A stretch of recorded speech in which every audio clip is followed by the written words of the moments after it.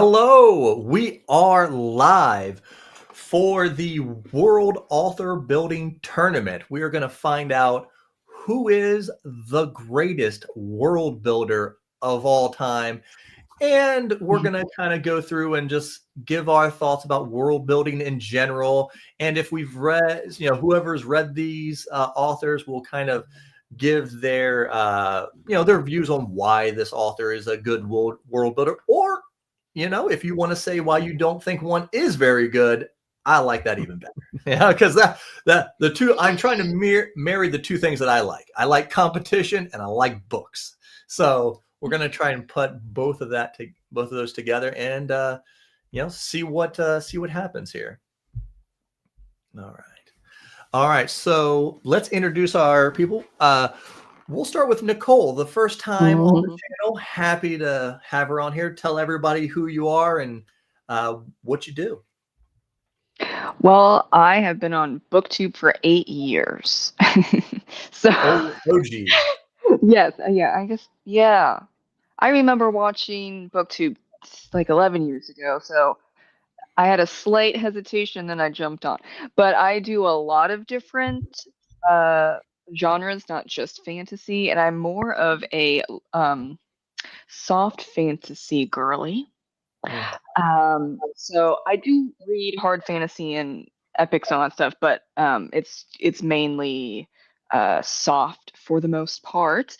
But I've read some, not all, of the writers on here, so I'm just gonna have my hot takes, and we'll see how it goes. Because I think I might piss some people off, not intentionally, because art is subjective. But I'm here today just to maybe throw in some spice, sugar spice, a little spookiness. Okay, we're good. I like it. I like it. And the public's favorite, JCM Byrne. How you doing, man? I'm like, who else is on this stream?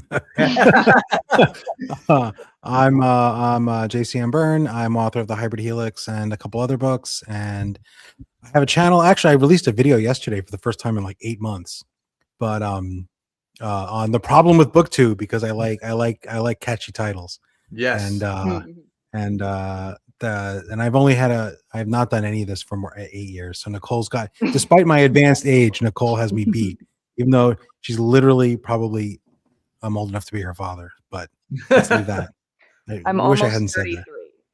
Oh God, yeah, I'm old enough to be your father. Okay.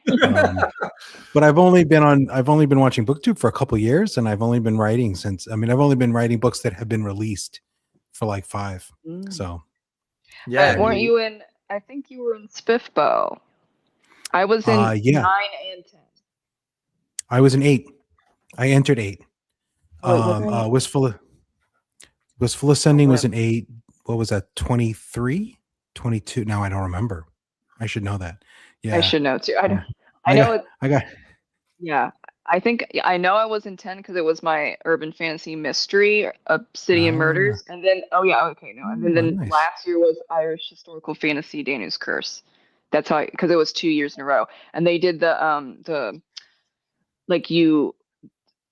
How do you describe it? Where it's the first 300, and the lottery. I got in for Spiff 09, and I was like. Yeah. And then the next, this year, I was like, well, why not try it again? It's the first 300, and then I like barely made it. I'm like, I don't care. We got in. Last year was the lottery one, right? Where like some people got mad, and then they're just 10. Like, all right, we're just gonna do a cutoff on lottery. Yeah, because I think I made the first round 2 years ago, and maybe I put in for last time, and I just didn't get the lottery ticket. So. But on those things, I'm always like, I don't know. Like some people are super excited. Maybe people who believe their books are going to win are super excited about it. But the last time I was in, I was like, I'm not even going to. If someone contacts me and says I made it to the next round, I'll be happy. But I was just like, you know what, see what happens. But I mean, I pay attention to who people I know who make it through. So I'm always like, I was looking out for you, Joe, and a few other people, but yeah, so let's jump in, and I know Nicole has some things to say, so I'm going to start. I'm going to start on this one because you already kind of told me a little bit of what you were thinking, and I said that was going to be a hot take. So let's do this early in the video. We're going to start off with George R.R. Martin versus Dan Simmons. And this is where you guys can kill me on the rankings because Martin is a number 1 seed and Simmons is an 8 seed. Some people might not like that Simmons is an 8 seed, but I mean, top 32. And I could have done 64, but I was like, that's too much. That's too much. Yeah. But the way, if you guys haven't read any of these, then it'll be easier this way. We can just kind of talk around them in generalities. But don't go super deep on some of these people because we might have to talk about them 5 times. But what are your initial high-level thoughts on Martin there, Nicole? And I haven't read Dan Simmons, so I can't say. What are your thoughts on Martin? Well, I've read the first book and I gave it 1 star, and I didn't go forward. And why was that? Oh, jeez. Okay, well, on Game of Thrones, I can't wait. Well, was it like? Now I don't know the exact number of points of view in the first book because it's been a long, long time. But is it like 8 points of view in first person? Maybe does it more. go up to 10? Sorry, that's a no from me, dog. I can't. Yeah, it's too much. Too many. Was that your big gripe? Was the too many point of views? Yes, because I think we need a little more focus. Can there really be? You say there's more than 10? That could be. It wouldn't. Yeah, I mean, 8. Let's say like 8 to 12, and it's not the best. It's not the best look when people can't remember how many points of views are in a book. That's not good, I don't think. No matter if it's epic fantasy or anything, I can't do that. But let's go like 8 to 12. What is the focus? Is there like, I'm more on the thing of there's a main character and maybe there's a second main character. So then you have, I would say, max 2 points of view in first person. And it doesn't matter to me if it's present or past. I'm more of a past person. I'm actually more of a third person kind of reader and writer, but I do for urban fantasy, because it's the writing expectation and the standard, I do write in first person. There are reasons for first person versus third person. So I would have to need a reason why there are 10 to 12 first person points of view as a writing or as a writer standpoint. Why did you make that decision? So, because there are genres and there are genre expectations. And so just like, for example, urban fantasy, but like 98% of urban fantasy is in first person. There's a reason for that. So why would it be 8 to 12 first person points of view for Game of Thrones? If you don't like 8 to, I'm gonna guess you haven't read Malazan then. No. You don't like 8 to 10 points of view? No. Malazan is so many, and there's so many characters. The one thing in George's defense, I mean, like I said, Malazan has maybe even more. And I think George does multi-POV better than anybody I've read, but I definitely get your point. I'm a first person guy. I just think you can get close. You can get closer to the characters. I like the statements of I, rather than the statements of they did this, you know. But you like having so many, it does. It's especially in Malazan, I will say, to keep track. It's like when you do 50 pages of one character and then you jump back, and now I'm like, where are we at? Okay, what was this character doing? It's been an hour or two. Yeah, like where are we at now? I think with third person you can go broader, and so I don't mind like Lord of the Rings where there's how many characters, but they're not it's not first person. I am in their heads as Dead. like God Yeah. like. That's different. So I could go with the third person. There's, a bunch of characters, but when you're putting like 10 or 8 to 12 or more first person. Yeah. What did you think of these two authors, Joe? As far as their world building goes, I guess. I think I would pick Martin as a better world builder. Like Simmons is kind of known because like his books have, Hyperion is, Hyperion. I don't think he's written anything that anyone I know is particularly fond of other than Hyperion. And Hyperion people like because it's got a funny structure. Yep. It's like it's interestingly written. He's not a bad writer. Like it's got a funny structure, and it's got kind of a weird story. Like in terms of it's not a straightforward like, oh, we have to kill the aliens or whatever. It's much more roundabout and kind of meandering, and it's interesting that way, right? But like the world, I don't know that the world particularly was interesting. But George R.R. Martin cheated. I mean, isn't it just like the 30 Years War or the 100 Years War? War of the Roses, I think. War of the Roses. One of those wars that we studied in like high school, like history class, but then I forgot all the details. But it was one of those. So he's just, just doing that with dragons added. That's kind of cheating.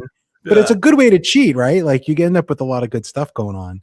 And I never really had the feeling that like Hyperion would make like the Dan Simmons setting would actually make sense if I actually poked at it. Like you got a setting like this balance of powers. I'm not really sure that everything makes sense. It's there for the story. So to me, that's not great world. But anyway, I mean, Hyperion's worth reading. But yeah, for me, I would pick Martin.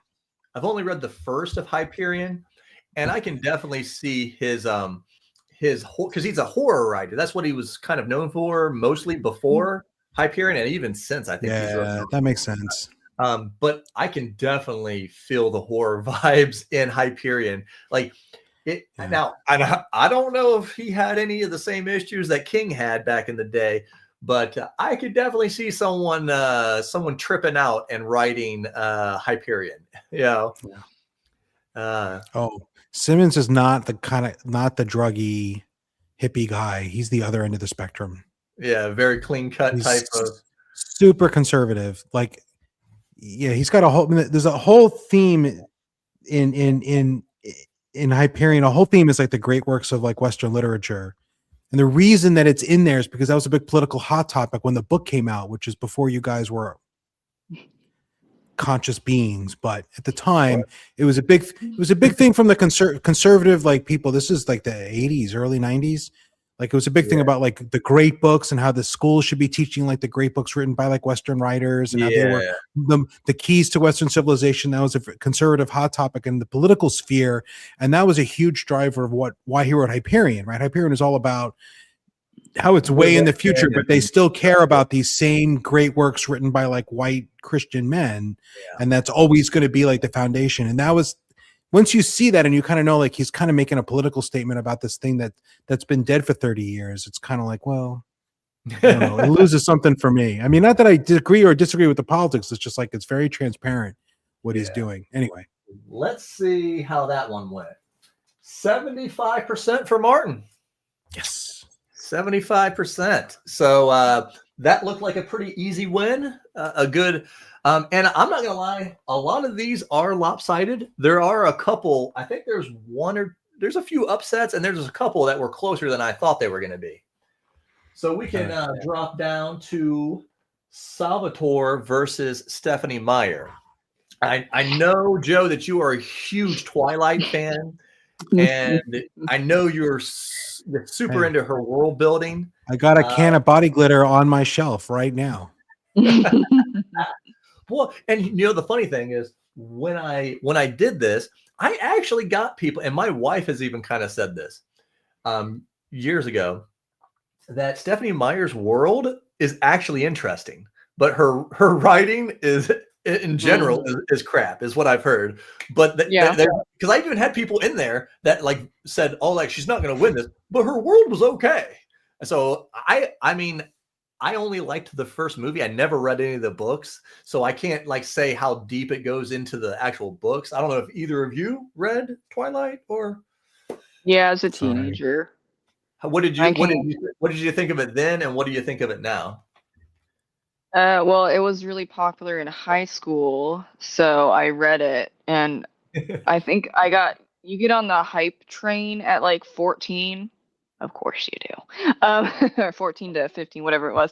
And then I, graduated, and then I was like, uh, Oh, no, it didn't age because it well for you. Is worked. that what you're saying? No, it definitely doesn't age well, especially the last book. The last point Well, was okay. disgusting. Now you guys can. All right. So, Since both of you are also authors, I would love to hear your opinion on this.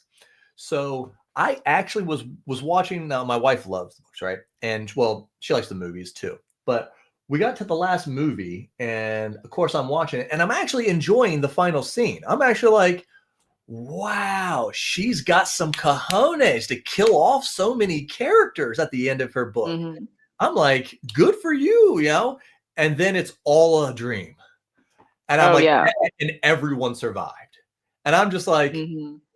oh, Well, it's for you had me up here, and now you're all the way down here. Like yeah, man, it's for teen girls. I mean, I don't. like, We're we not, can't be killing off these characters. What if we want to make another no, book later? Yeah, like no, because they're fawning over basically all of the male vampires. You can't kill them. You can't do that. You have a riot, multiple riots. Um, Yeah. even though Yeah. like none of them are interesting. Sorry. Um, none of them. I I like it. None of them are interesting. none of them I would want to date or anything, but that was the thing. And so you can't, yeah. I mean, for young adult, it's like it's a precursor of young adult paranormal romance, basically. Like And it Anne really, Rice, but a little lighter, a little fluffier. no, no, we don't put that together. We don't- Um, it's it's what is it? It's just like it's a weird Twilight's so weird. I haven't read the other writers, so I can't say. But I wouldn't pick Stephanie Meyer because the problem that we have now that Twilight started is that there are two situations going on with young adult. One is young adult that's actually written for teenagers. The other young adult that you see a lot now, and it's kind of ruining this age range, is that young adult written for 30 something women. Smut? You mean smut young adult? It's not even smut. It's just like you have it's a weird it's a weird situation, and it's the 30 something uh female reader who they should be reading adult books. They want like a weird outline of what young adult is, but they don't just move to adult. So you have two types of writers in the young adult sphere, and because the 30 something year old woman has the money to buy lots of books, it's Mhm. shifted over to that. Romanticy is here for you. Romanticy is different. Romanticy is a different thing.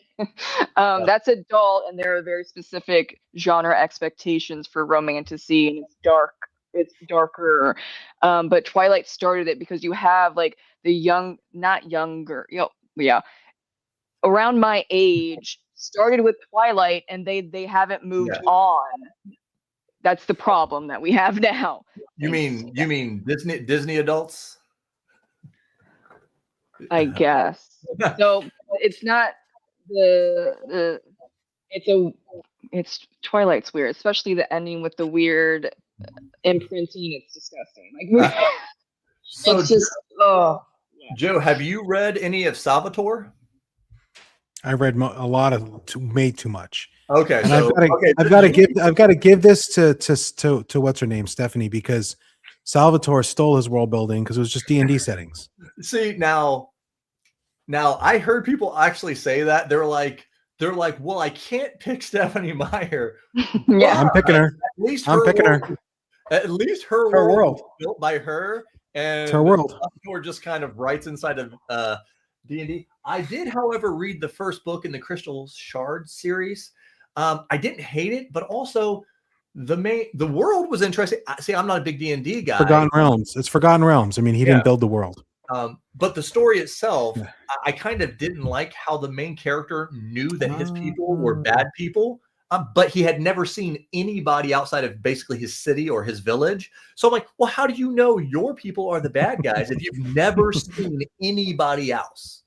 How do you know? That is your moral structure. You've never seen anything outside of your world, but you know these are the bad guys.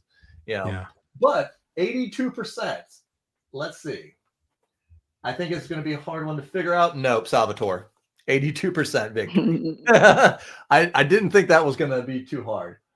Oh, there's just too much baggage with Stephanie Meyer.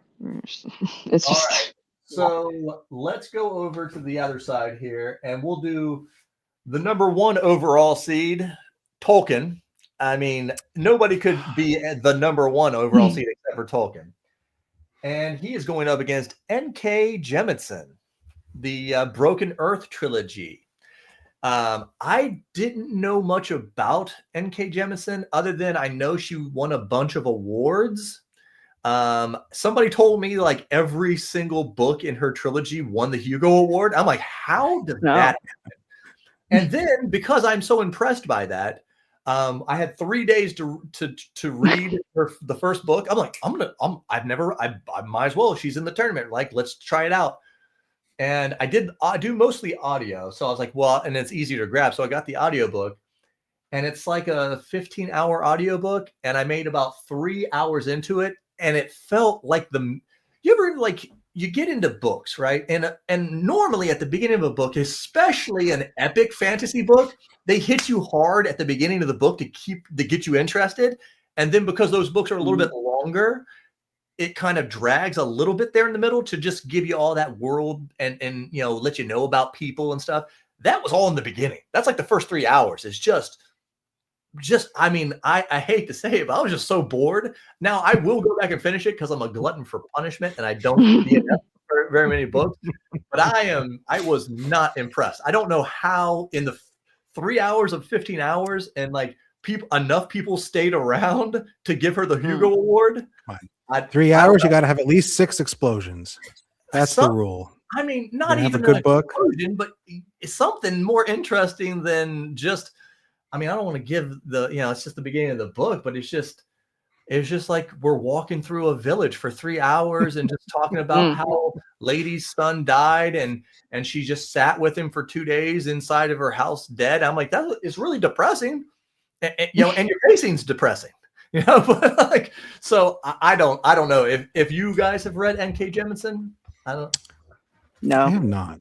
No. All right. Well, But you got to give it to Tolkien on influence, because whether you've read them or not, everyone has stolen everything from Tolkien. Well, and that's the thing. Somebody had to face him in the opening round, right? And Tolkien, and you picked Jemisin.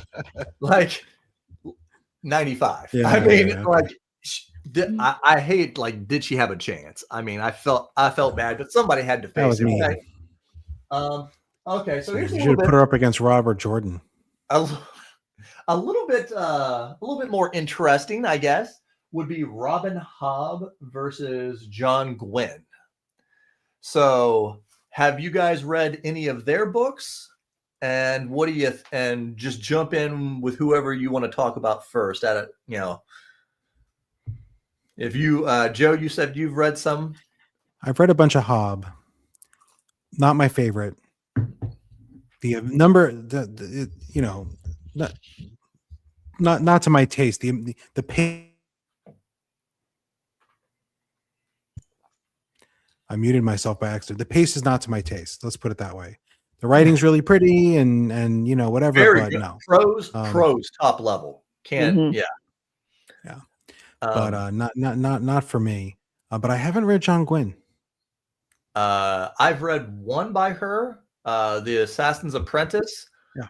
And I've read the first 2 books in his oh my gosh, the saga. What the heck? The one that's got the dragon and the wolf. I haven't read the third one's coming out, I think.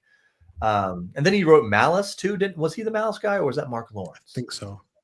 But I liked the first two. I liked them. I thought they were no, I mean nothing groundbreaking, but like what you expect from good epic fantasy. Malice.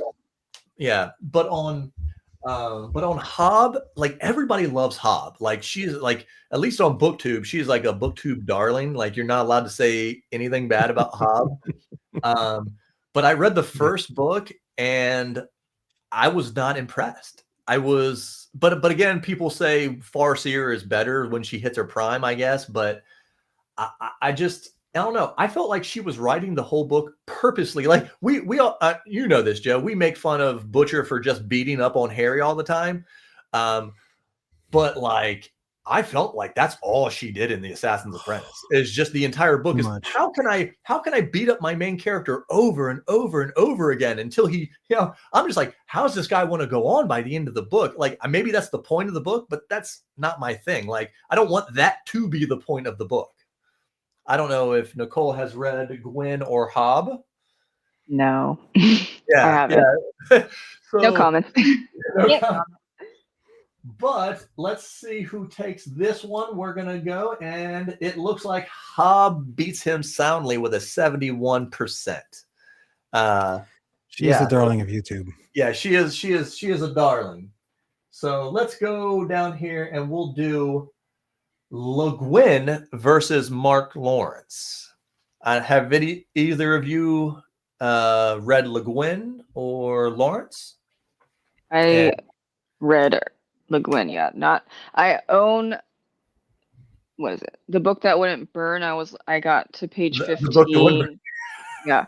And then I was like, this is way too serious. I have been having a terrible 2025. I'm going to just put this aside. Because there are times where it's like, well, I think for me, when I'm having difficult times where I'm really stressful or stressed out, I'll read something light, or I'll read nonfiction, or I will read horror. And like epic fantasy, that ain't it for me right now. That's why I haven't read a lot of epic fantasy the past couple of years. Even though I used to in the past. Like I get a certain amount of, I have no patience right now. Please get to the point. Okay, we're not getting to the point. Okay, I'm just gonna close it and we're gonna just but that point, he was getting to the point. It was just too serious. So I'm still on page 15. But we'll see how it goes. It was very steampunky to me. That book what felt a little steampunk, like especially once they like inside the library, the way the library works felt a little steampunky to me. But that's the only one of his books that I've read either. And well, if you see the thumbnail for the book review, it's me having my hands up to a dumpster that's on fire. So I don't know. Maybe it's because I expected a lot from him, because again, he created Spiffbo, right? He's the Spiffbo. So I'm like, this guy has got to be the man. Like this is good. I can't wait. Maybe I should have read his. I forget what the main series that he is known for. Maybe I should have read that book first, because the Book That Wouldn't Burn. It just felt like it was meandering the whole time and didn't really like a lot. I don't know. I just, it was a little bit all over the place too. I don't know. Isn't that just like now epic fantasy is all over the place no matter what we're talking about? And that kind of seems a little sad to me. I have read the first two. So much epic fantasy lately. It's just like, can we get to the point? I read the first two in Earthsea, and I'm going to finish those. I will say, those are nice. I will say that Philip Chase says he said this very well. Like Le Guin describes everything just as well as everybody else. She just describes it in half the amount of words, and that's why I love it. I'm like, that's perfect. I'm a small book guy. I like smaller books, and her first book it's like 200 something pages. I don't even know if it's a 300-page book, but it feels like a full epic book. By the time I'm done, it was like one of those movies where it's an hour and a half movie, but when you leave the movie theater, you feel like you've been in there for 3 hours. You're like, Wow, that Mhm. was a full story. That was the expectation back then, right? No one was writing like Sanderson type books. Like they almost didn't Yeah. exist.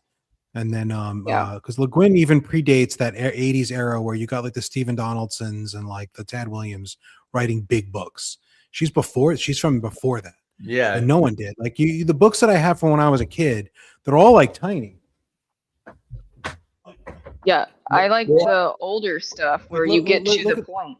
I just Well, unboxed a bunch of my old books, right? look at And like that. just Look at how, those. I Yeah. mean, these were books, right? Like these weren't on special paper, right? These are all Jack Vance, but I have Mhm. other stuff, but it's all the same thing. These were like 200 and Well, yeah, and like this is under 200 pages. I purposely keep all my books between like I'm trying to keep them between 85 and 100,000 words on purpose, just because I just feel like I didn't put her on there because, and there's a lot of people that I've actually read more of that didn't even make this list, just because I was like, I felt like if I made the list Matt too Dinniman big, on there? no Matt Dinniman, no Will White's not on there, Richard Kadri, Kevin Hearn. There's a lot of guys. I've read a ton of stuff that I didn't put on here just because I was like, well, I mean, I don't want to just make everyone on here cannon fodder. Half the people just be cannon fodder to some people. But yeah, let's take a look and see Who won that one? went. Who you guys think won this one? Ursula, I hope. Ursula was 76%. 76%. Yeah, she can get to the point. You can have a lovely writing style or even pretty, but still not bloat so much Oh, and just add unnecessary stuff. I think a lot of people everywhere with writing need to get back to what do you need in the book and what do you want. Want does not move the plot forward. Sorry. What's the need? so And that's a hot topic, but if you want to talk about bloated books, let's jump over to the other side, and we'll do everybody's favorite on our corner of BookTube: Sarah J. Maas versus Rebecca Yarros.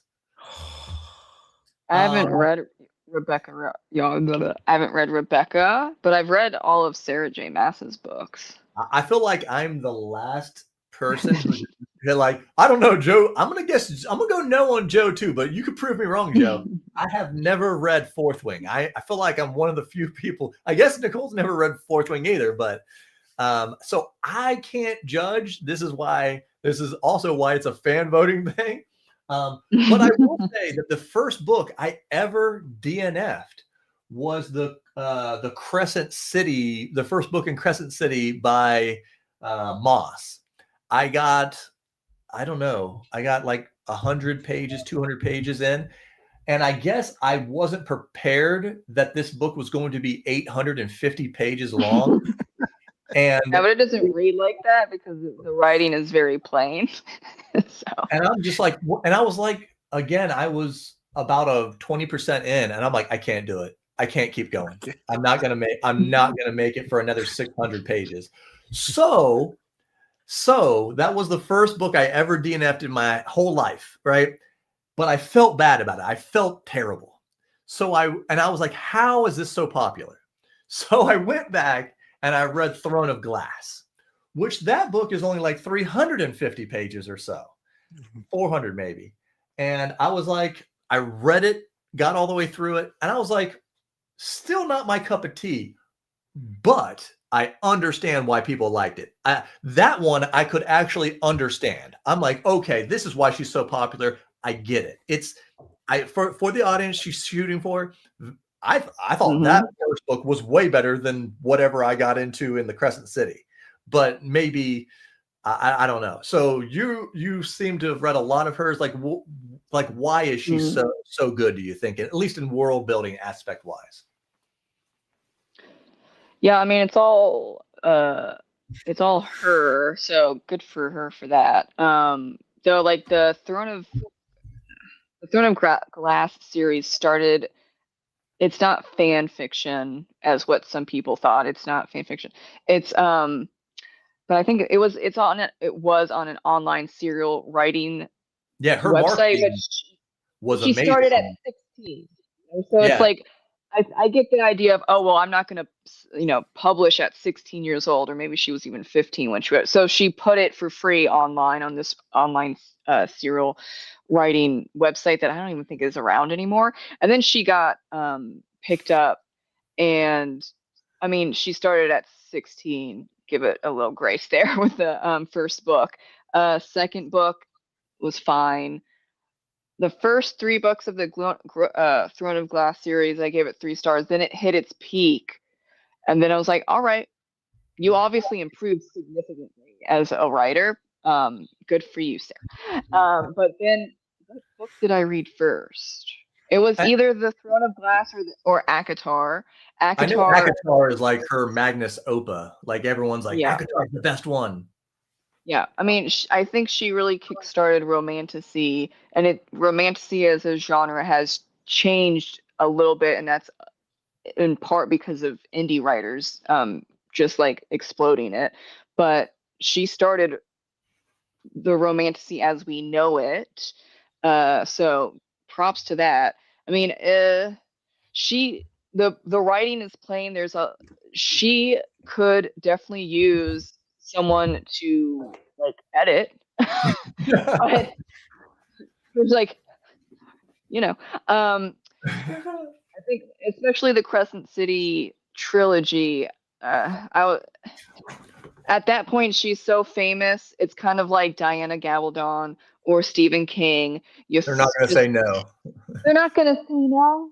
Yeah. Oh, you want an 855-page book? It'll sell. And as a booktuber, I'm not going to lie to you. This, like, secret. Like, I wanted to read that book, and I wanted to at least be halfway interested in it, so I could be one of the first people to do a review when the second book came out. Because I started reading it before the second one came out, and I was like, "Oh, if I burn through this and it's okay, then I'll read the next one. I'll be one of the first people to get a review out." And I was like, "I can't do it." I dropped out. I was like, It's not even worth me getting a lot of views on BookTube for me. Literally, because I know if I was one of the first people to get a review for the second book, I would have got like 1,000 views or whatever. It just wasn't worth it. But lucky for her, 72% over Fourth Wing. So, I haven't read Fourth Wing, but I've heard she does add a bit more substance, and she does a lot more world building that makes sense compared to Rebecca. And there's Fourth Wing. There's a whole issue with Rebecca choosing or using Celtic words and language and not knowing how to say it. And I'm just like, girl, research. So at least with Sarah J. Maas, she knows how to pronounce the words that she uses. Well, I am annoying to a fault when it comes to stuff like that, because I write my trilogy is set in the 1600s through the year 1700, and I had to. I was like, you know what? I could just throw cities in here and nobody's going to look up and see if that city was around in 1650, but I would know and I would be mad that it wasn't. So I had to so anytime I wanted my character to go to a city, I'm like, was this city around in 1677? And then it was like, well, the population was only this and this, and like I do way too much research. All right, so but that's good world building. It's better to do that instead of being very embarrassed and then have to apologize to the Celtic language community, okay? Because I would do the same thing. If I'm going through a book or a movie or a TV show and they say something about in whatever this city was known for this. I'm like, oh, was that city known for that? Oh, I'm a nerd. I need to know about this. And then if it was wrong, I'd be like, man. But Joe, you're writing alternate history, right? It's not Earth, right? It's Earth with like vampires and stuff. You can just say, well, that city was founded earlier because Dracula did something. No. No. I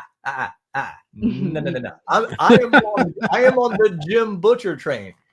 Everything happens the way it happens, but maybe some of it was influenced by the underground fantasy aspect. So here's a good one: Sanderson versus Erickson. Erickson. Sorry, I have only For Erickson, I've read the first 3 books in Malazan 2 or 3 times, and then for That happens. and then for Sanderson, I've read the first 5 Mistborn. I haven't read, was it the Alloy of Law or whatever the newest Mistborn was. So what are your guys' thoughts on Erickson and Sanderson as far? Haven't read either. No, Sanderson. Interesting. I mean, I was late to the Sanderson game too. I'm not gonna lie. I didn't start reading Sanderson until like last year, end of last year. He was always on my lists, but I'm always like, I don't know. I think kind of like you were talking at the beginning, like everyone's so hyped about Sanderson. I'm like, he's got so many books. I'll never catch up and be able to be in the hype. So I was like, you know what? I'll start it whenever I start it. And then I was like, I'm going to start at Mistborn instead of starting at his giant books. So what do you, Erickson's interesting because he's got that anthropology background. Like he did it professionally. So he's been on digs and stuff. So his books have this sense of history and depth to the stuff that came before that's very hard to find elsewhere. Not that Brent Sanderson doesn't have it, but it's not as acute. And that's really interesting and different. So, it's a tough matchup because I mean, Sanderson's kind of famous for his world building, or at least his magic systems in the world, but both, right? Like he does a lot, but I never get the feeling there's as much depth as you get with Erickson, because Erickson just poured it all into one series. Well, yeah, Erickson, there's 100,000 years of history or whatever. But it all matters in ways that, it's not just there, but it matters. And it's very interesting stuff. I like it. Yeah, so. I thought it was like I had the problem that Nicole had with Game of Thrones. I had worse with Malazan, because I think George does better than Eric does with multiple POVs. Because in Game of Thrones, I never felt like I was out of place.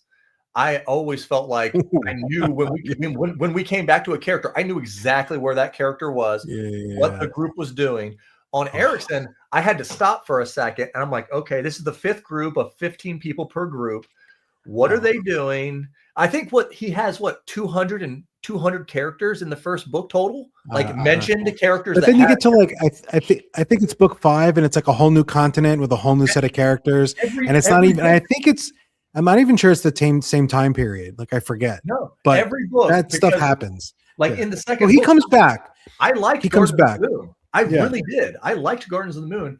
And then when the second book came up, we were with none of these 50 characters that we got used to. And they're not in any of the same places.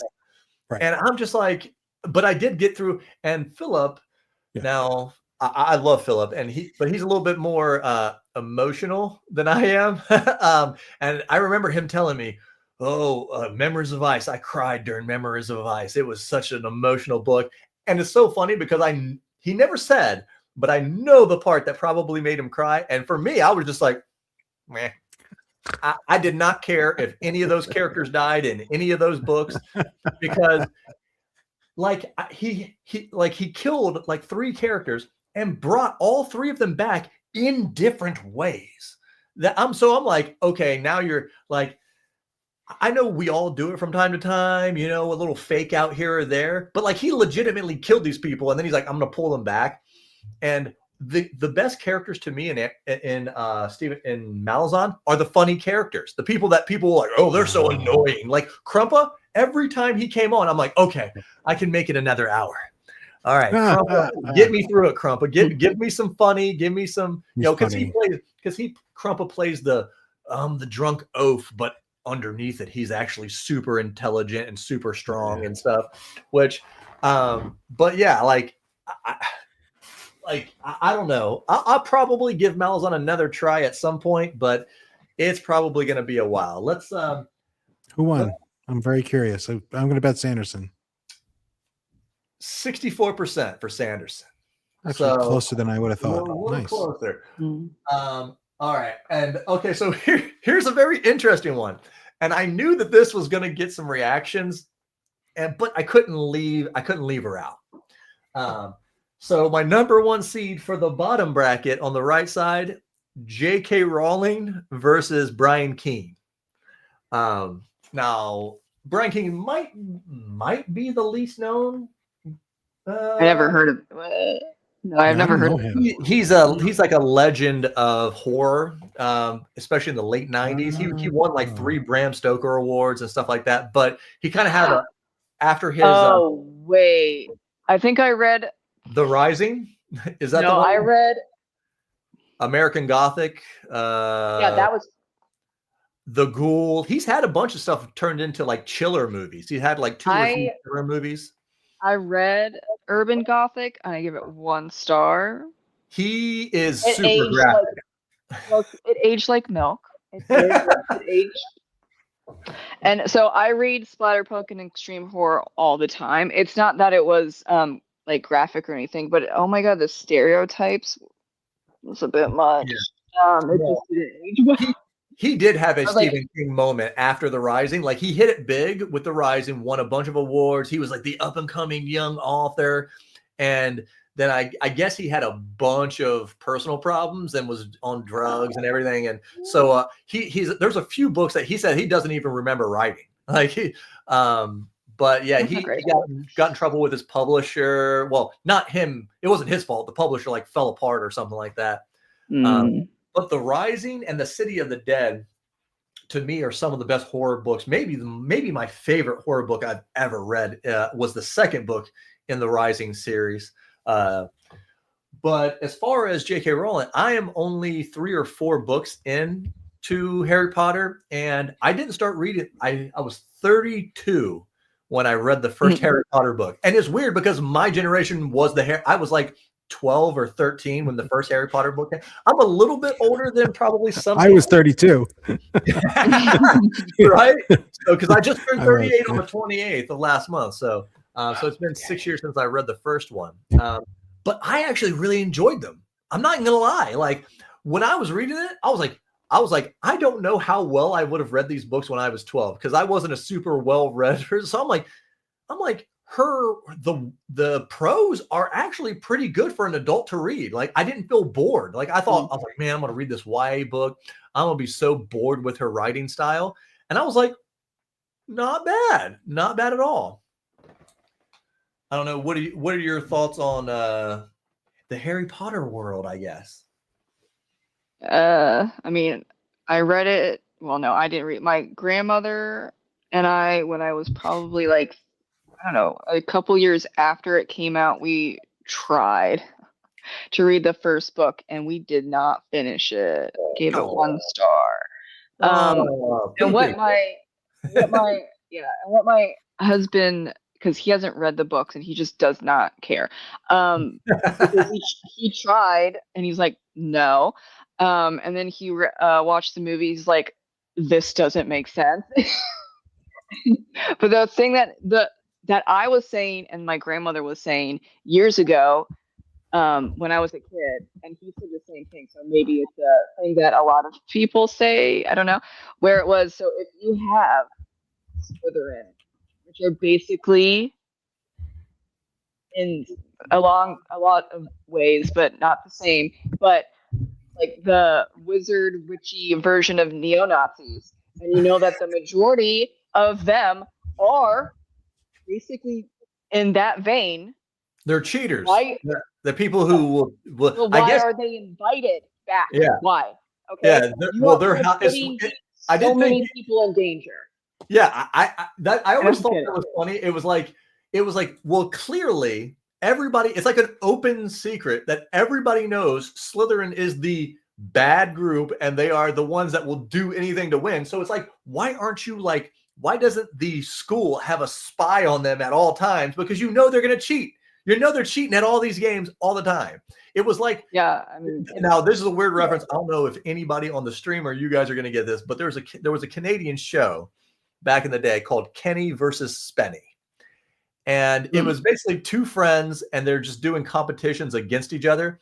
And Kenny would cheat almost every single competition. And at the end of the series, it ran for a long time. They were almost even with the wins and losses. But if you took out every time that Kenny cheated, he would have only won like 20%. Like, but you know, and you knew he was cheating every episode. That was the whole thing. So it's the same thing with Slytherin. It's like, you know, they're gonna cheat, guys. Like, how are you surprised when they do bad things? Yeah, it's not even the cheating for me, my grandmother, and then my husband. It's that they don't want to have any human blood anywhere. You have to be 100% wizard witch.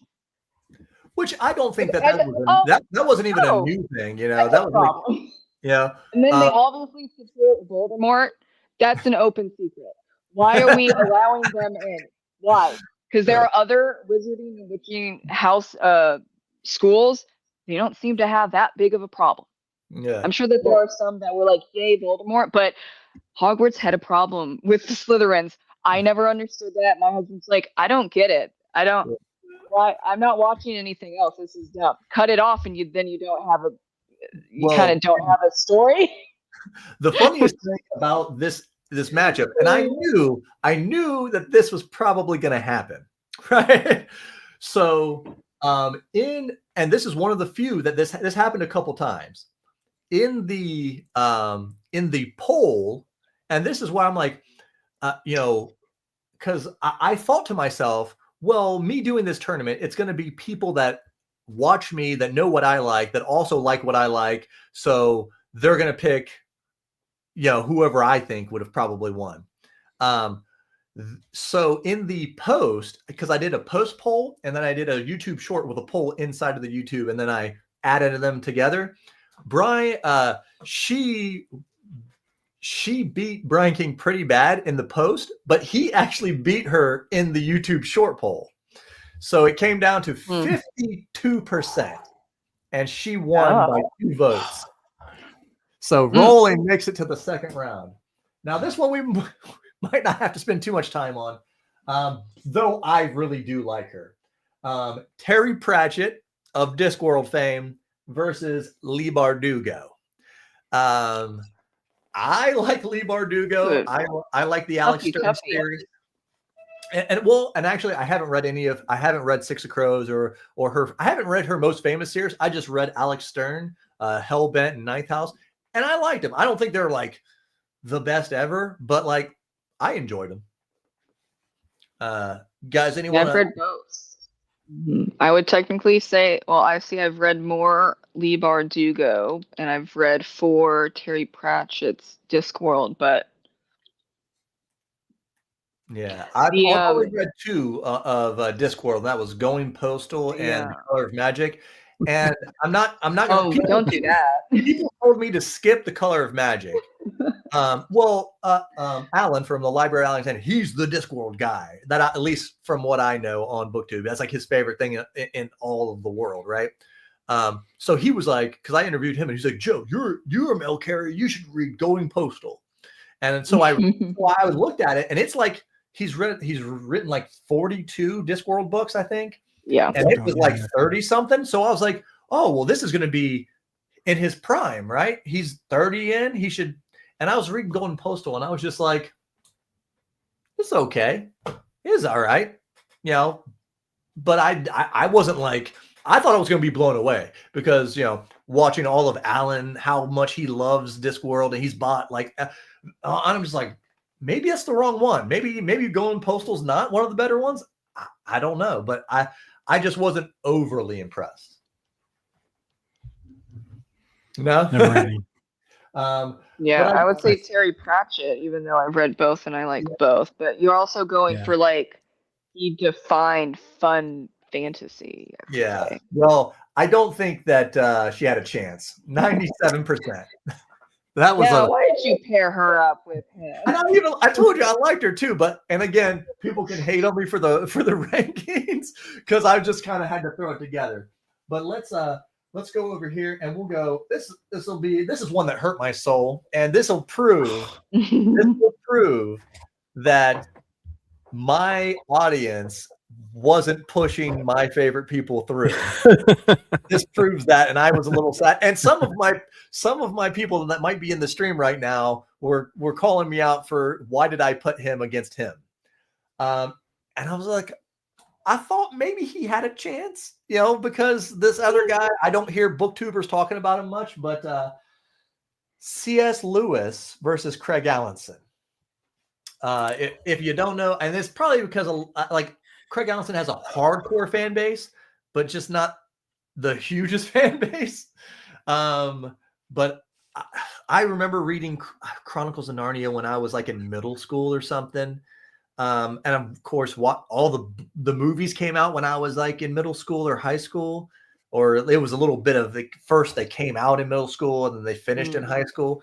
And I thought the movies were pretty good. Guys have anything to add on C.S. Lewis, or if you've read any Craig Allinson? I don't know who Craig Allinson is, and I read the first couple of Chronicles of Narnia, and I stopped because I didn't like them. What do you think, And then Joe? I liked him, but it was just like 40 years ago.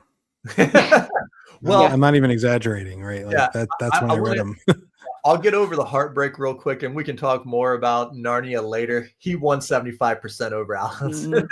I had people in there, why did you do that, Joe? Why did you put it? And I was like, I didn't hear people talk about about Lewis that much. I thought he had it would have been closer, but no mas. Yeah. And then we have this one I thought would have been interesting because one of these is a booktube darling. You have Stephen King versus R.F. Kuang. Babel, and what was her other big series? What is, my goodness, I can't think Poppy of War? Poppy War. Yeah, Hey. yeah. It's so weird because I read the first book in that one too, and I was not overly impressed. It kind of felt like a Hobb thing to me as well. In the first in the Poppy War book. Yeah, the Poppy War first book could have been like 2 books split. Like it was too much. And also, well, I gave it 3 stars, but I didn't continue. I can't with like 50 pages of one chapter. Need a break. Give me a break. Like Sanderson's last chapter of every book is like freakishly long. Yeah, she knows like war history, but I think a lot of people don't like to go like all in on showing war and what it is truly like.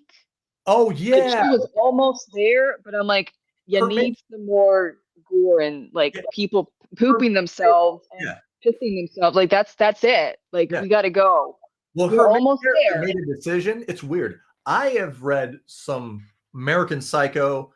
If you've read the book and if you watch the movie and you're like, man, that movie is graphic, it's nothing compared to the book.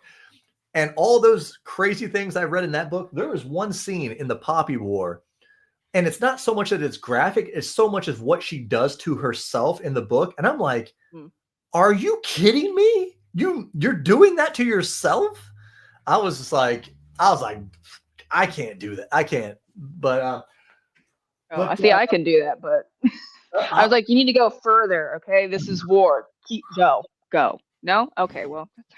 But I had thought, I mean, The Dark Tower is one of my favorite series of all time. It has its flaws for sure. And really, King he kind of craps the bed a little bit towards the end. Some people think the ending is like, oh, I love the ending. It's so mad, like so different, and I'm like, bro, you got to give us a big bad battle.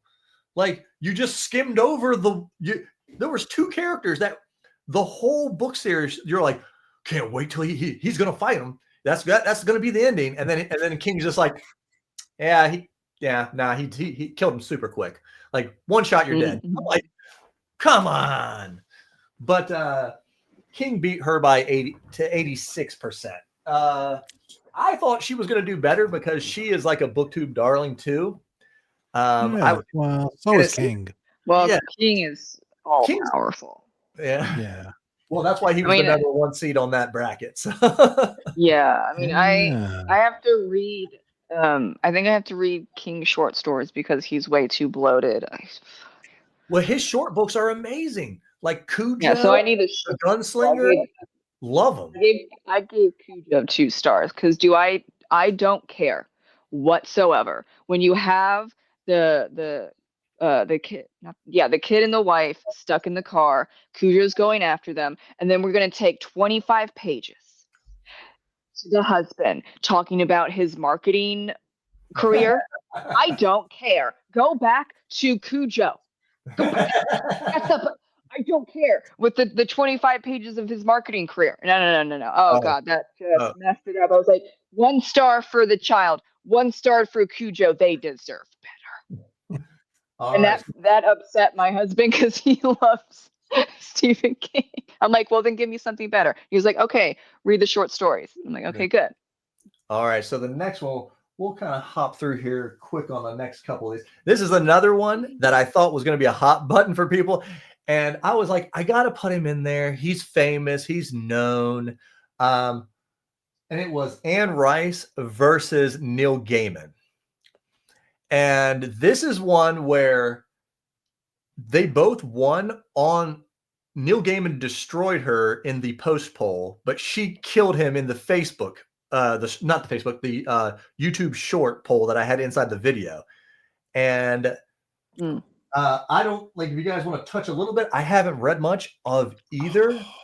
I'd probably say Anne Rice, even though she has so much purple prose and flowery language. I'm like, I don't care about 20 pages of what a house looks like. So, but the world building is so fun, and it was so revolutionary for its time, because she's doing this thing where you get the vampires and you get this story about the 18th century, and you're like, okay, that's it. I'm getting all this back, all this depth. It's wonderful.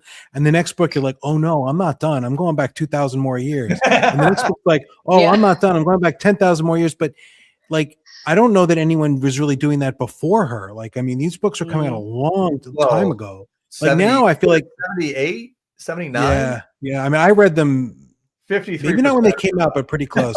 But she went off the rails later in her career as a person, as a writer. She went off the rails, but those early books, those were fun. Mm-hmm. Those were different. They had weird structures, you know. It was like a family drama. It wasn't like vampires, like, you know, you expect it to be like they're fighting the Van Helsings or something. Nope, none of that. It's just like, just everyone's so pretty and how rich they are. And I'm so depressed. That was one of the I think she won by 1 or 2 votes, but so we have Robert Jordan. I'll go with that. Robert Jordan versus Brown, Pierce Brown from Red Rising fame. Now, I had thought that this was going to be a lot closer, actually, because of how popular Pierce Brown is right now. But like, we can pontificate on why, but 75% Robert Jordan. I thought it was gonna be a little closer, but Pierce Brown took a beating on that one. You're putting Brown, up I love his books, you know. Wheel of Time against a pretty new author. I don't know if he would have lasted anyway. I thought it would be closer to 60-40, but he kind of ran over. Yeah, Red Rising is really popular. That's why I thought really popular. Being popular right now would have been enough. And Red Rising has weird world building. Like, it doesn't read like other stuff. Like, I'm not a fan. I don't like the books. I've read 3 of them or 4 of them, but it is a weird setting. It is interesting. It is different, and it's not poorly constructed or anything. Like, as a world building, I actually think he does a good job. Not that Jordan doesn't. I don't mean that, but I would have a tough time picking. Between these two. I mean, I haven't read any of the Wheel of Time, only because even the people who think Wheel of Time is the best book series ever will still say that there's 3 books in the middle that are a slog. And I can't bring myself to read a book series when even people who like it are telling me 3,000 pages is going to suck. I'm just like, I can't. Oh no. I can't do it. So I read those when they Yeah. came out. So when book 1 came out, I read it. When book 2 came out, I read 1 and 2. Then when 3, I read 1, 2, and 3. And by the time I got to book 5, I'm like, I can't keep doing this because like it's a longer and longer part of my life. So I was like, I'm going to wait till they're done. I'm going to read the whole thing. Then it was done, and I sat down with the books, and I got like the collected ebooks. All 12 books are on my Kindle. And I got to book 2. I finished book 2, and I'm like, I can't do this anymore. And I just can't dedicate like a year and a half of my life to finishing this. And then we have this one. This is another weird one that I thought could be close. Frank Herbert versus Joe Abercrombie. Ooh. And It's gotta be Herbert. And I thought I thought I knew who was going to win, but again, I thought it was going to be closer because, well, Abercrombie is a YouTube darling. Everybody loves. No one has anything bad to say unless they don't like Grimdark. Like if you can't stand Grimdark, then people probably don't. But if you can stand it, like it seems like everybody likes it. I mean, it's his characters and his humor. I don't think anyone thinks his world building is anything to like shake a stick at. You know what? I'll agree with that. 100%. It's more of a character work. But Herbert, 76% kind of whooped up on me. Dune was really like different. Again, like the world was not like stuff you'd seen before.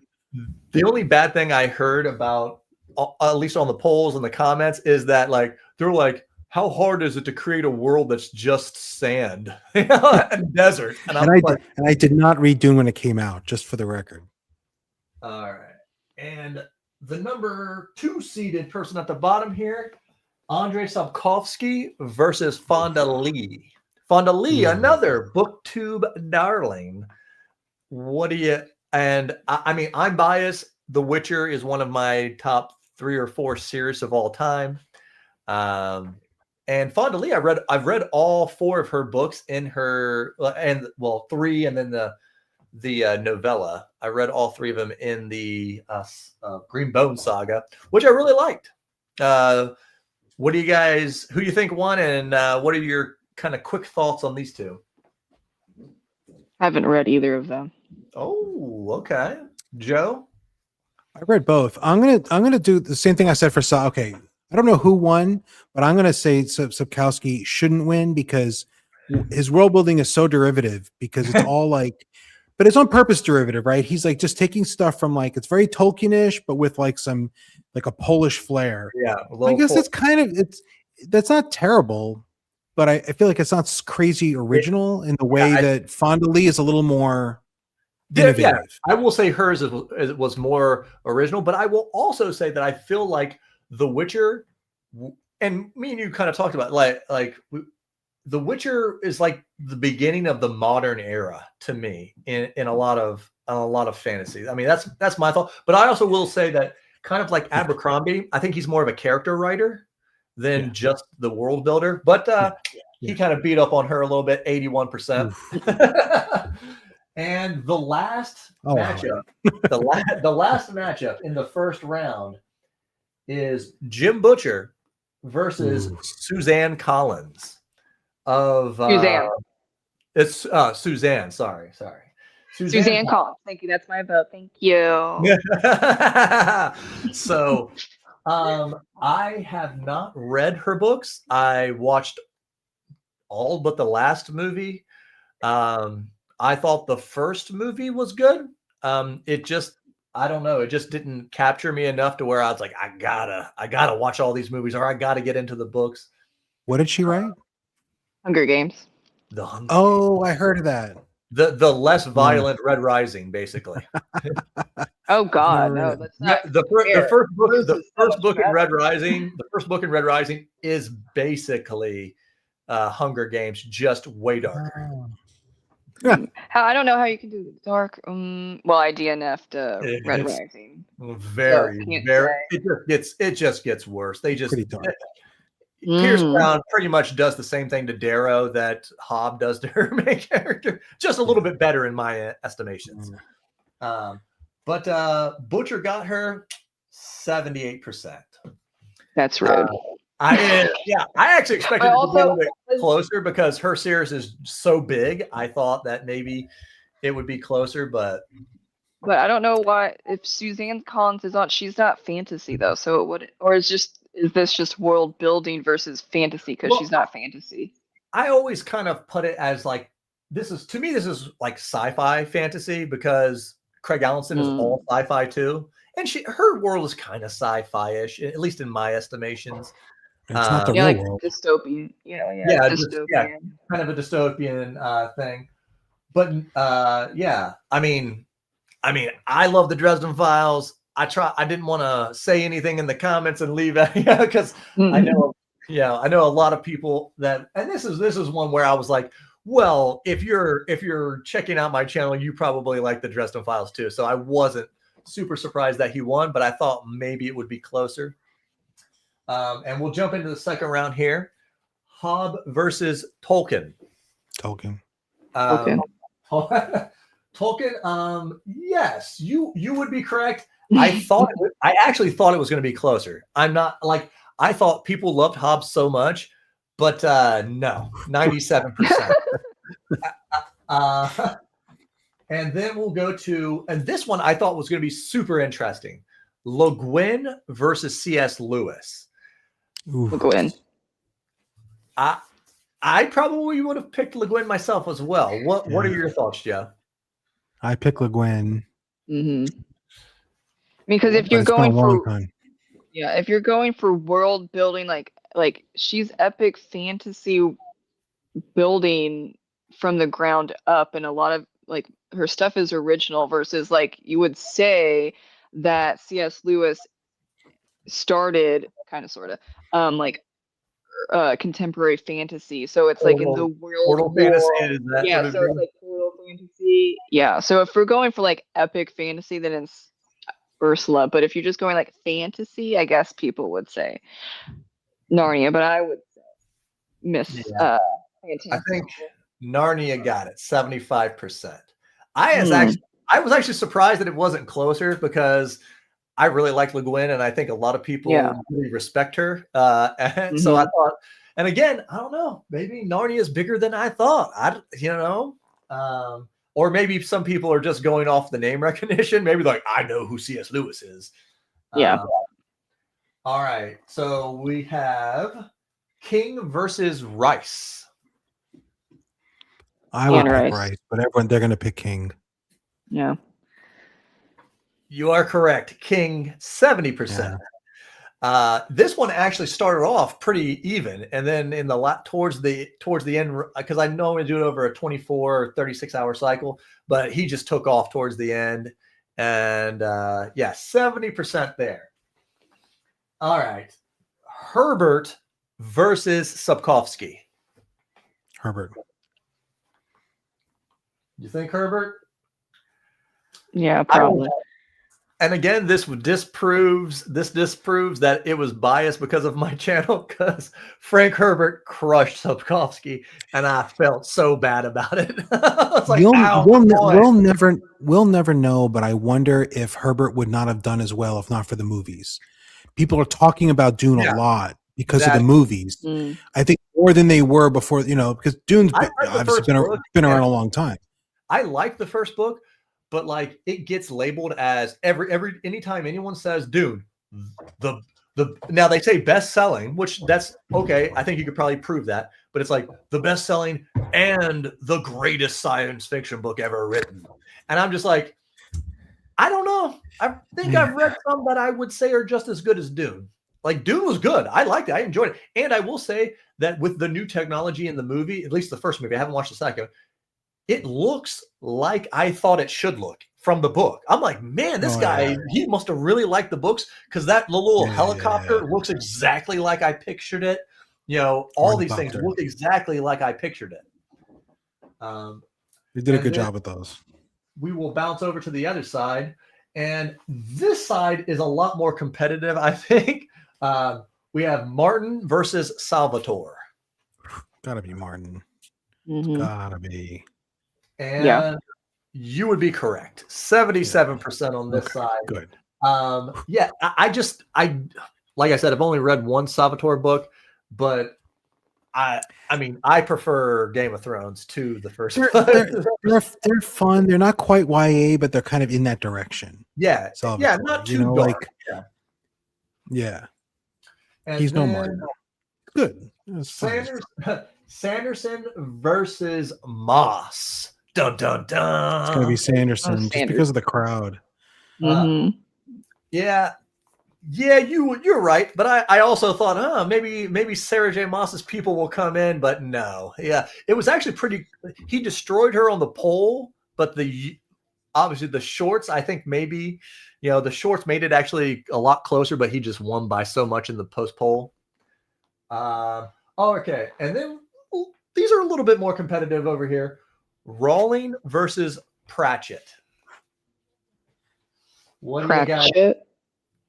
Yeah, Didn't sound I very think confident. Pratchett would take it. Probably Pratchett. Yes, Pratchett won 70%, and this was another one. I think the post poll was actually even, and then he just destroyed her in the short poll. This is one I knew this was going to be a big one. This actually had maybe the most or second most actual votes. Jordan versus Butcher. I'm gonna guess Jordan won this one. Yeah, probably Jordan. Because if you're talking about the world building, did I read that wrong?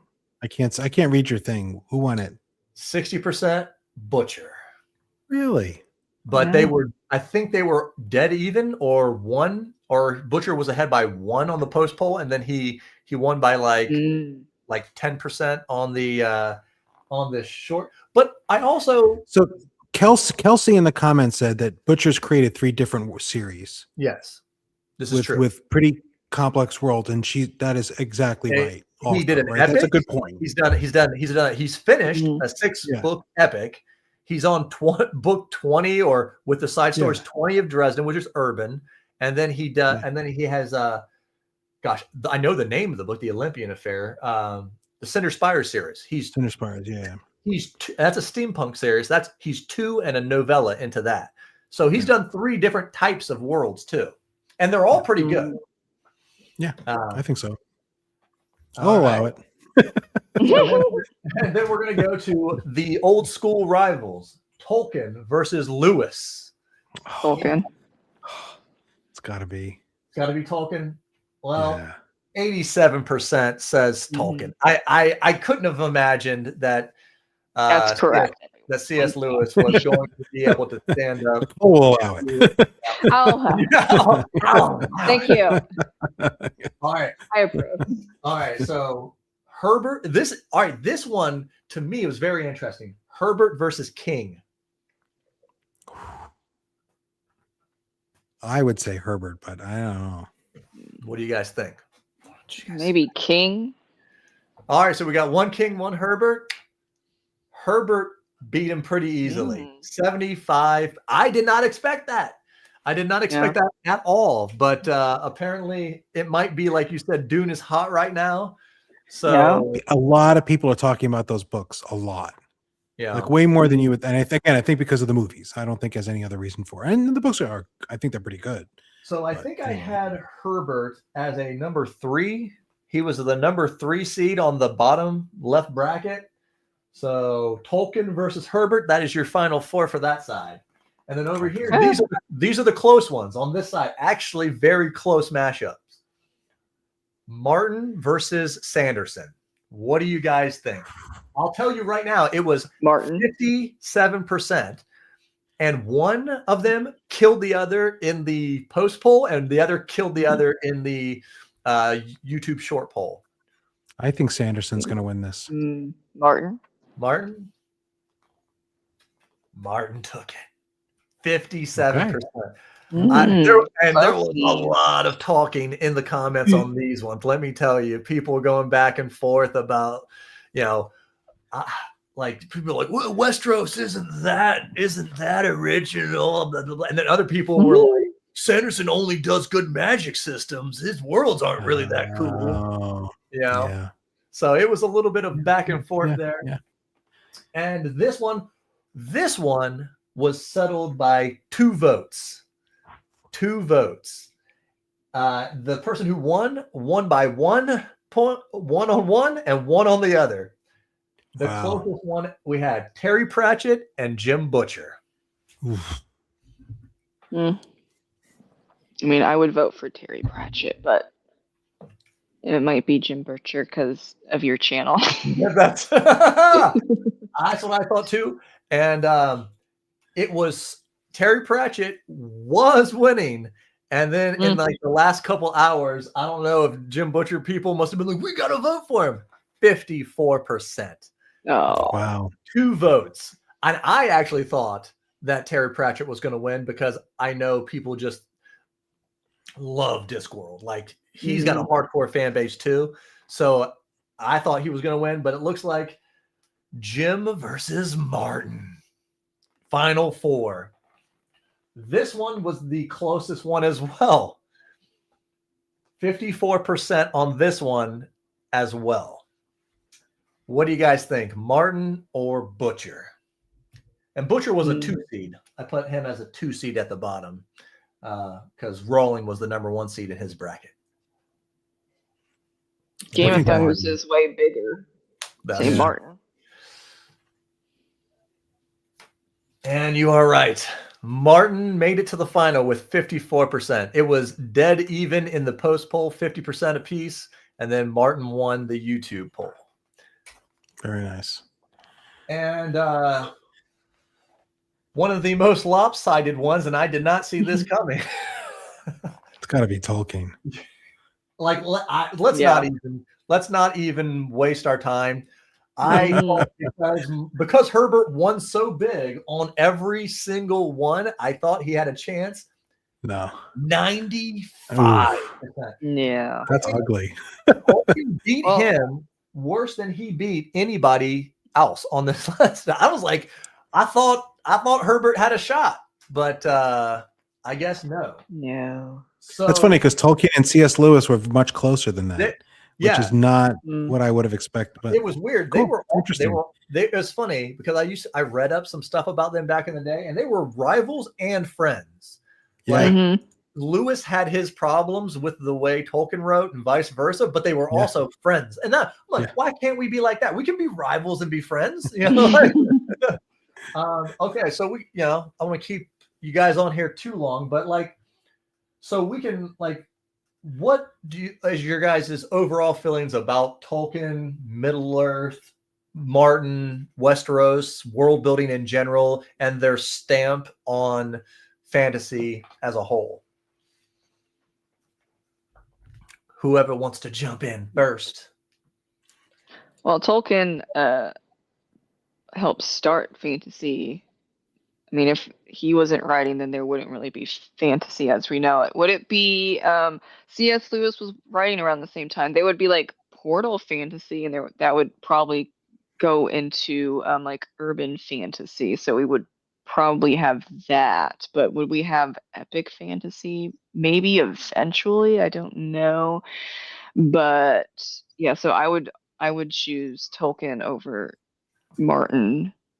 Preference because I've read The Hobbit and the Lord of the Rings, and then I gave up on Game of Thrones, the first book. So, but I mean, The Hobbit is, I would say, better written. It's not as bloated. It's more to the point, but it was focused mainly for children. And then, there were The Return of the King was a struggle for me. And that's the shortest one out of the 3, and I'm like, oh my gosh, what? Well, I get, and here's the thing: how much I love Jim Butcher and Craig Allenson and Brian Keene. Some of these are more of my favorite guys. I put Martin and Tolkien as the number 1 seeds on opposite sides for a reason, because I thought that this was going to happen. Because it's like, Tolkien is the godfather, right? He is like the godfather of fantasy and world building. And that's what his whole thing was about, the world, building the world. And I feel like some people, especially after Game of Thrones show came out, I feel like some people are like, well, Martin perfected fantasy, or he's, in some people's eyes. So I figured that is where we were going to end up. I don't know if what your opinion on that, Joe, is or not. No, I mean, a lot of people like Game of Thrones, but I feel like it didn't have the impact on transforming the genre the way Lord of the Rings did.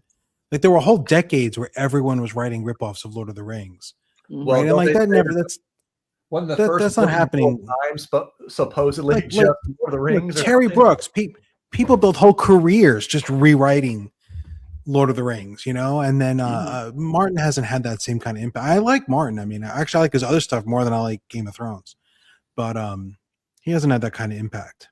And I don't know if the world building in Game of Thrones was so interesting or intricate or what made people like it, right? People like it because of the plot, and because of some of the extremes he goes to. Whereas with Tolkien, it really is the world building, like all the languages and the Yeah. history, like the Silmarillion type stuff. And Martin never really got into that to that depth. So I would think, The only way he built the world a little deeper, he did write that prequel, right? Which they did the House of the Dragon after. yeah, So there was that, but I didn't read that. I'm caught up on Song of Ice and Fire, but I didn't read the prequel yeah. there. Now I just checked because I didn't have the results, didn't know. I was like, I'm just gonna go in blind for this last one. Ooh, What do you guys what do you guys think the percentage was for the victor? Tolkien 87. What do you think, Nicole? Probably Tolkien, like 75 or 80%. Joe, you were damn close. 90 to 10 on both polls exactly. Oh, So okay. 90 to 10. You know, Okay. we could have seen this coming. I mean, it's hard Yeah. for anybody. Like Mhm. in the polls, like there was, as soon as I posted this poll, and I didn't even post it that long ago, and it's got a lot of traction. Just everyone saying, like, how could you ever vote against, he created the fantasy genre, basically. Now I will say, grim fairy tales and stuff like that, but I think he is where, like, when you think about fantasy, you think Tolkien. Even people who haven't read any of the books, like, I think he's just been so pervasive into fantasy as a whole, from movies to shows, books. Mhm. It's just, and I mean, I don't know, like, so he wrote the three, he has the Silmarillion. I don't know, did Tolkien write much else? Oh, Or yeah. Yeah, like, there's a bunch of stuff. did he write anything There's quite a few other outside things. of that universe? Or did he just No, stay it's in? just no, it's just what, not even it's not just Middle Earth because there's the elves and their undying land, and there he goes back like hundreds of thousands of years, but it's very dense, a lot. Yeah. So like you Yeah. have to be a huge fan to read everything of his, but the most well known are The Hobbit and The Lord of the Rings, but then he goes way back, way back. Okay. Yeah, I mean, DK has a great point. It's like, we stand on the shoulder of giants. Tolkien didn't have much to stand on to make great stuff. I mean, I know I have, like, it's been a long time, but like I've read or watched some videos where people were like, "Well, this is who influenced Tolkien," and like I said, I'm sure, the fairy tales were a big thing for him, and but he did create. Am I wrong to think that he created some of these characters, like these actual, like, orcs? Did he Hobbit create? Did he create? I know he created the Hobbit. The Hobbit was he and created Ents. that. And some of these creatures, I think he actually created some of them. So I Yeah, mean, I don't know. they're also. I mean, the hobbits, like Hobbit and Ent, those are trademarked by him. So if you use them, you're going to get sued. Um, Dungeons and Dragons figured that out when they used Hobbit, and then they had to switch it to a different name because they got sued by Tolkien's estate. Pamphlet. Like, you can't do that. Oh wait, no. Oh wait, no, they used Ent. No, okay, they used one of the others, and they got sued by Tolkien. It's like, no, it's not myth or folk legend. He created that, so you have to take it out. And so then Dungeons and Dragons ages ago, then basically has the same thing, but it's not the word that he trademarked. Um, the elves, I've heard he doesn't. He said that he doesn't like Celtic mythology. The elves are very prissy, and that's the same for a lot of Celtic lore. But he took the elves from either Nordic or Germanic because elves are not, or fae as an umbrella, are not just Celtic. They're also, Yeah. like, depending how you want to do it, it's German and uh, Norse. So he did a lot of Norse and Germanic, and I think the Celtic stuff came in there because he grew up with it. Um, Whether he liked it or not, it's in there. Okay. Yeah. Well, this was the better part of a month, and of polls and stuff. But I think we ended up where a lot of people thought we were probably going to end up at in this, with Martin versus Tolkien. But I think so far, most people are going to say that nobody has been able to pass the master yet, I guess, with Tolkien. And maybe I'll do a little bit different one of these. Maybe I'll do like a character bracket, and so because I felt like a lot of people, it was a foregone conclusion that Tolkien was going to win this one, but it was still fun to do. Hey, it was fun to have you guys on too. Our other people had last minute things, which life be life, and so no harm, no foul. But yeah, like, thank you, Joe. Tell everybody what you got coming up next. If you got new videos, new books, what are you doing, Joe? I just finished editing the audio for Return of the Griffin, so my narrator's going to make corrections. It might be out this week or next week, almost definitely by the end of the year. And then my 8th book in the Hybrid Helix should be out. It might be January now because I don't have a cover. The book's done, but I don't have a cover, so gotta wait for Chris McGrath to come back with my painting so I can get that designed and get that. But the book's done, so I'm working on book 9, the Mortality Gauntlet. So that's I coming like that along, name. and thank you. Yeah, kind of finishes the 3rd trilogy in the series, wraps up some things, starts some new things, and that's it. All right, Nicole, what do you have coming up, YouTube, book wise? I know you're always busy. Yeah, well, kind of, sort of. I've paused writing. I'm one of the writers or creative persons where if I'm at a certain stress level, I can't be creative. But I have 3 manuscripts going on, but I haven't written since May, so they're chilling. But I have 2 pen names. You find urban fantasy under Nicole Brona, and then a bunch of other genres under Nicole Pierman. And I post on YouTube 2 to 3 times a week with videos. And yeah, I'm not exclusively like any type of genre. So if you like a mix of things, that's where I'm at. So I'm not just some good historic fantasy or historic books I've seen. I've seen you talk about, and I love, guys, if you haven't gone to her channel, check her out because she does some really great writing breakdowns too. Oh, thank you. I suggest, well, if you want like writing breakdowns like craft, go to my friend Thomas J. Belez's The Right Mindset.